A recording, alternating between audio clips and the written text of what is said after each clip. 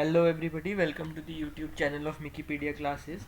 तो इस वीडियो में हम 2013 से 17 तक के प्रीलिम्स के क्वेश्चन इंडियन हिस्ट्री के डिस्कस करेंगे। ऑलरेडी 2018 से लेकर 22 तक के मैंने चैनल पे अपलोड कर दिए हैं।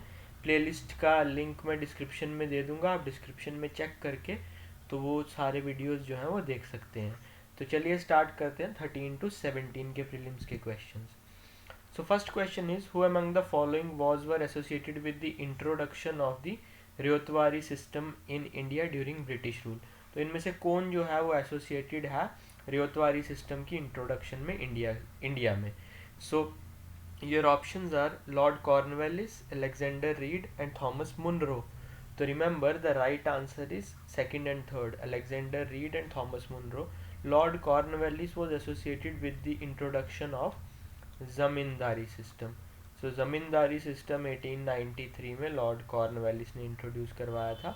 अलेक्जेंडर रीड और थॉमस मुनरो की इनिशिएटिव से रियोतवारी सिस्टम इंट्रोड्यूस करवाया गया 1820 में. तो ये ध्यान रखिएगा.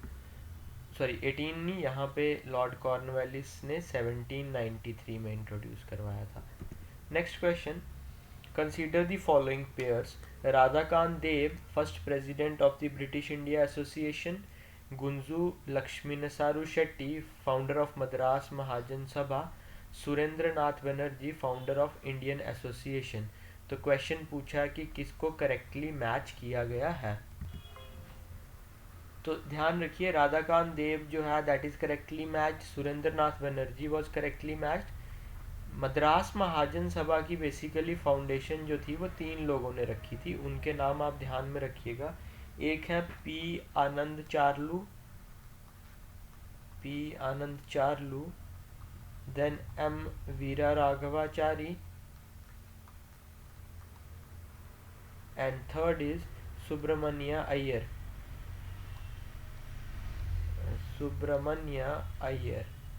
ये 3 लोग हैं, इन्होंने मद्रास महाजन सभा की फाउंडेशन रखी थी. बाकी जो 2 स्टेटमेंट्स हैं वो करेक्टली मैच्ड हैं. तो the right answer is, sorry 1 and 3 is the right answer. या 1 and 3 is the right answer. Next question, consider the following statement या ऑब्जेक्ट ऑफ बटलर कमिटी ऑफ 1927.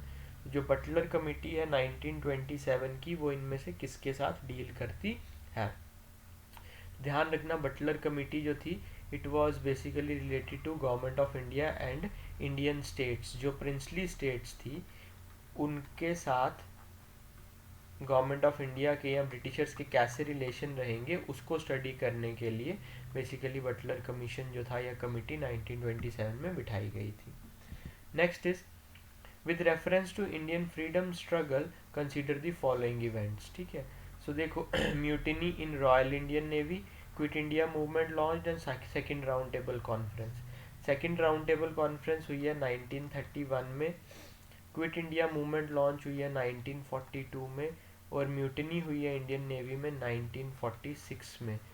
सो आप देख सकते हैं the correct sequence chronological order में पूछा है तो 3, 2, 1 इस तरह से सीक्वेंस होगा. तो sir the right option is C, that is 3, 2 and 1. Next, the plan of sir Stafford Cripps envisages that after the second world war. तो जो स्टेफोर्ड क्रिप्स का जो क्रिप्स मिशन था 1942 वाला, उसने क्या बोला था कि सेकेंड वर्ल्ड वॉर के बाद क्या किया जाएगा? India should be granted complete independence, India should be partitioned into 2 before granting independence, India should be made a republic with the condition that she will join the commonwealth, and India should be given dominion status. तो right answer is dominion status. तो उसने ये कहा था कि India को world war 2 के बाद डोमिनियन स्टेटस दिया जाएगा. Next question is, what was the main reason for the split of INC in 1907. तो 1907 में जो सूरत स्प्लिट हुआ उसका मेन रीजन पूछा है हमसे. So introduction of communalism into politics by Lord Minto, extremists lack in faith in the capacity of moderates to negotiate with the British government, formation of Muslim League या Aurobindo Ghosh's inability to be elected as president of INC. देखिए, क्योंकि split हुआ था किस वजह से कि extremist जो थे उनकी और मॉडरेट्स की आइडियोलॉजी मैच नहीं कर रही थी। किसको लेके? स्वदेशी मूवमेंट को लेके मैच नहीं कर रही थी। दिस इज़ द रीज़न ये स्प्लिट बेसिकली उस टाइम पे हुआ था। तो जो एक्सट्रीमिस्ट थे वो, उनको यकीन नहीं था मॉडरेट्स की एबिलिटी पे कि वो ब्रिटिशर्स के साथ नेगोशिएट कर पाएंगे। तो ये मेजर रीज़न था। Next question is consider the following: Calcutta Unitarian committee, tabernacle of new dispensation, Indian reform association. इनमें से किसके साथ केशव चंद्र सेन जो थे वो जुड़े हुए थे, ये आपको बताना है। तो remember the right answer is second and third. Calcutta Unitarian committee के साथ इनका कोई लेना देना नहीं था। Next, the Montagu Chelmsford proposals were related to. तो मोंटेग क्लेम्सफोर्ड प्रपोजल इनमें से किससे रिलेटेड हैं? Social reforms, educational reforms, reforms in police administration या कॉन्स्टिट्यूशनल रिफॉर्म्स? तो the right answer is constitutional reforms. Montagu Chelmsford proposal ही तो basically क्या है? गवर्नमेंट ऑफ इंडिया एक्ट 1919 है, ध्यान में रखना। Next, Satyashodhak Samaj organised. तो सत्यशोधक समाज ने क्या ऑर्गेनाइज किया था? सो आपको ये बताना है। तो सत्यशोधक समाज की बेसिकली फाउंडेशन रखी थी महात्मा ज्योतिबा फूले ने। सत्यशोधक समाज ज्योतिबा फूले ने रखी थी महाराष्ट्र में, पूना में। सो ये बेसिकली एंटी कास्ट मूवमेंट थी महाराष्ट्र में। तो the right answer is C. तो डिप्रेस्ड क्लासेस मूवमेंट में आती है ये। Next, the swadeshi and boycott were adopted as methods of struggle for the first time during the. तो स्वदेशी और बायकॉट पहली बार जो है वो कब यूज़ किया गया? ध्यान रखना, पार्टीशन ऑफ बंगाल के बाद यूज़ किया गया। 1905 में पार्टीशन ऑफ बंगाल होती है और साथ ही उस टाइम पे पहली बार स्वदेशी और बायकॉट जो है वो स्टार्ट किया जाता है। तो ये ध्यान रखेंगे आप। Next question, consider the following statement: the first women president of INC was Sarojini Naidu. गलत स्टेटमेंट है ये, क्योंकि पहली वुमेन प्रेसिडेंट आईएनसी की जो थी वो एनी बसंत थी।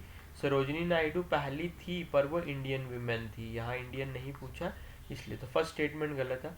First Muslim president of INC was Badruddin Tyabji, बिल्कुल सही स्टेटमेंट है। बदरुद्दीन तायब जी ही थे। 1886 नहीं 1887 में बने थे। 1886 में दादा भाई नारोजी थे। 1887 में ही became the president of INC. ठीक है, चलिए नेक्स्ट देखते हैं question. Who of the following organised a march on the Tanjore coast to break the salt law in April 1930? तो इनमें से किसने तंजोर के कोस्ट पे 1930 में सिविल डिसोबीडियंस मूवमेंट को बेसिकली ऑर्गेनाइज किया था? तो आपको ये बताना। The right answer is C, Raja Gopalachari. Tanjore coast पे राजा गोपालाचारी ने चलाया था इस मार्च को। Then the government of India act 1919 clearly defined. तो क्या इसने क्लियरली डिफाइन किया था? तो बेसिकली अगर आपको याद हो तो सेंट्रल और प्रोविंशियल गवर्नमेंट्स की ज्यूरिसडिक्शन को क्लियरली डिफाइन किया था, जहाँ जो सब्जेक्ट्स थे वो बेसिकली डिवाइड कर दिए थे कि प्रोविंशियल गवर्नमेंट किन चीज़ों के साथ डील करेगी और सेंट्रल गवर्नमेंट किन चीज़ों के साथ डील करेगी। सो ये ध्यान में आप रखेंगे। ठीक है, नेक्स्ट चलते हैं। तो with reference to Congress socialist party consider the following statement. तो कांग्रेस सोशलिस्ट पार्टी के कॉन्टेक्स्ट में आपको ये स्टेटमेंट्स जो हैं वो दी गई हैं। तो it advocate the boycott of British goods and evasion of taxes. It wanted to establish the dictatorship of proletariat. It advocated a separate electorate for minorities and oppressed classes. ध्यान रखिए, इनमें से कोई भी स्टेटमेंट सही नहीं है। तो the right answer is D, कि ये इसने कुछ भी डिमांड ऐसा जो है वो नहीं किया था। तो नेक्स्ट क्वेश्चन है, who of the following was were economic critic of colonialism in India? तो इसमें से कौन से इंडियन लीडर्स जो हैं जिन्होंने इकोनॉमिक क्रिटिक किया है कलोनलिज्म का इंडिया में? तो ये ऑप्शंस आर दादा भाई नरोजी, सुब्रमण्य अय्यर और R C. Dutt. Remember the right answer is 1, 2 and 3। ये तीनों जो हैं इन्होंने इकोनॉमिक रूल जो ब्रिटिशर्स का उसको क्रिटिक किया है, उसका क्रिटिसिज्म किया है। Then with reference to Rowlatt Satyagraha which of the following statements is are correct? तो देखिए, रावलैट सत्याग्रह जो है वो चला है 1919 में after the passage of Rowlatt act. तो राउलेट सत्याग्रह चलाया गांधी जी ने, ठीक है। The Rowlatt act was based on the recommendation of sedition committee, पहला, तो बिल्कुल सही बात है, एक सेडिशन कमिटी बिठाई गई थी under the headship of Sydney Rowlatt, तो उसी ने रिकमेंडेशन दिया था। Then in Rowlatt satyagraha Gandhi ji try to utilise home rule league, yes, home rule league के लीडर्स को यूज किया गया राउलेट सत्याग्रह में। And third is demonstrations against the arrival of the Simon Commission coincided with the Rowlatt सत्याग्रह, नहीं, third statement is wrong. क्यों? क्योंकि जो Rowlatt सत्याग्रह है उस टाइम पे साइमन कमीशन जो है वो 1927 में आया है, और जो राउलेट सत्याग्रह है वो 1919 में हुआ, तो इसका साइमन कमीशन के साथ कुछ लेना देना नहीं है। तो third option is wrong, first and second is correct, तो the right answer is 1 and 2. So, which one of the following movements has contributed to split in Indian National Congress, resulting in emergence of moderates and extremists? तो इनमें से कौन सी movement की वजह से Indian national Congress में split हुआ था और मॉडरेट्स और एक्सट्रीमिस्ट जो है उसमें डिवाइड हो गए थे? Remember the right answer is स्वदेशी मूवमेंट, 1905 से लेके 1911 तक चली, और इसी के बीच में 1907 में सूरत स्प्लिट होता है। सो ये आप चीज़ ध्यान में रखेंगे, ठीक है। नेक्स्ट चलते हैं, नेक्स्ट क्वेश्चन लेते हैं। With reference to Indian history which of the following is are essential elements of feudal system? तो फ्यूडल सिस्टम का एक एसेंशियल एलिमेंट आपको बताना है कि इनमें से कौन सा था। तो your options are a very strong centralized political authority and a very weak provincial or local political authority, the emergence of administrative structure based on control and possession of land, and creation of lord vassal relationship between the feudal lords and his overlord। तो ध्यान रखिए कि पहला statement नहीं है, क्योंकि feudalism एक ऐसा सिस्टम था that only revolved around land relations के आगे पीछे घूमता था, कि फ्यूडल लॉर्ड्स और सर्व्स होते थे, उस तरह से रिलेशन जो है वो चलता था। तो यार फर्स्ट इज रॉन्ग, तो पहला गलत हो जाएगा। Your right answer is second and third, कि it revolved around land and there is lord vassal relationship, ठीक है। नेक्स्ट क्वेश्चन लेते हैं। Which is the partition of Bengal made by Lord Curzon in 1905 lasted until? तो कब तक? मैंने आपको बताया 1911 तक बेसिकली जो है वो चली है, and this is King George V abrogated Curzon's Act at the Royal Darbar in Delhi in 1911। so 1911 तक ये चली है, ये आपको पता होना चाहिए। Next question, in 1929 session of INC is of significance in the history of freedom movement because, देखिए 1929 वाला हिस्टोरिक लाहौर सेशन है, और क्यों इम्पोर्टेंट था वो आपको बताना है, क्योंकि इस सेशन में पूर्ण स्वराज की बात पहली बार की गई थी as the goal of Congress. Next question, the Ghadar was uh, तो जो गदर है आपको पता होगा कि अगर आपको याद हो, अगर आपने पढ़ा है, तो गदर पार्टी जो थी वो 1913 में बनी थी। So that was formed as Pacific coast Hindustan association. तो वही पूछा है कि गदर क्या था। तो गदर बेसिकली जो है it was a revolutionary association of Indians headquartered at San Francisco, तो ये ध्यान में रखिएगा। Next question, what was the object और objectives of Queen Victoria's proclamation of 1858? इसको अलाहाबाद प्रोक्लेमेशन भी बोलते हैं, प्रोक्लेमेशन भी कहा जाता है। To disclaim any intention to annex Indian states, to place the Indian administration under the British crown, to regulate East India company's trade with India. देखिए East India company को तो एबॉलिश कर दिया गया था 1858 में, इसलिए ये ऑप्शन तो गलत हो गया, तो ये दोनों निकल जाते हैं। और उसके बाद इन्होंने बोला था कि अब कोई हमारी इंटेंशन नहीं है बाकी इंडियन स्टेट्स को अनेक्स करने की, इसलिए first and second are the right answer. So A will be the right answer. Next, the Radcliffe committee was appointed. तो रेडक्लिफ कमिटी किसके लिए अपॉइंट की गई थी? तो ध्यान रखना, इसका ऑप्शन है सी, डिलिमिट द लाइन बिटवीन या boundaries between India and Pakistan. इसीलिए इंडिया पाकिस्तान की जो बाउंड्री है उसको रेडक्लिफ लाइन बोलते हैं। So that is called as Radcliffe line. So ये रेडक्लिफ कमिटी ने बेसिकली बनाई थी। Then With reference to Indian history, the members of the Constituent Assembly from the provinces were, तो जो प्रोविंसेस से कंस्टिट्यूएंट असेंबली में मेंबर्स आने थे वो कौन थे? तो remember the right answer is वो डायरेक्टली इलेक्ट होने थे, elected by the provincial legislative assemblies. तो देखिए कंस्टिट्यूएंट असेंबली जो थी उसकी टोटल मेंबरशिप थी 389, जिसमें से 299 मेंबर्स जो थे 296 मेंबर्स जो थे वो प्रोविंसेस से आने थे और 93 मेंबर्स जो थे वो प्रिंसली स्टेट से आने थे। जो प्रोविंसेस वाले मेंबर्स हैं they were elected by the provincial legislative assemblies, मतलब इनडायरेक्ट इलेक्शन से वो लोग आने थे। और जो प्रिंसली स्टेट्स वाले थे दे वर नॉमिनेटेड, वो नॉमिनेटेड थे। सो ये ध्यान में रखिएगा। तो right answer is elected by the provincial legislative assemblies. ठीक है, नेक्स्ट लेते हैं question. The demand of the Tebhaga peasant movement in Bengal, Tebhaga जो मूवमेंट चली है उसकी डिमांड क्या थी? तो तिभागा का मतलब है 3 पार्ट्स। तो इसका बेसिक मतलब ये था कि the reduction of share of landlords from 1/2 to of the crop to 1/3, कि जो पहले वो आधा लेते थे अब उससे 1/3 पे आ जाए टैक्स। तो जब 1/3 किसके पास चला जाएगा, 1/3 एज टैक्स चला जाएगा तो पीछे बचेगा 2/3।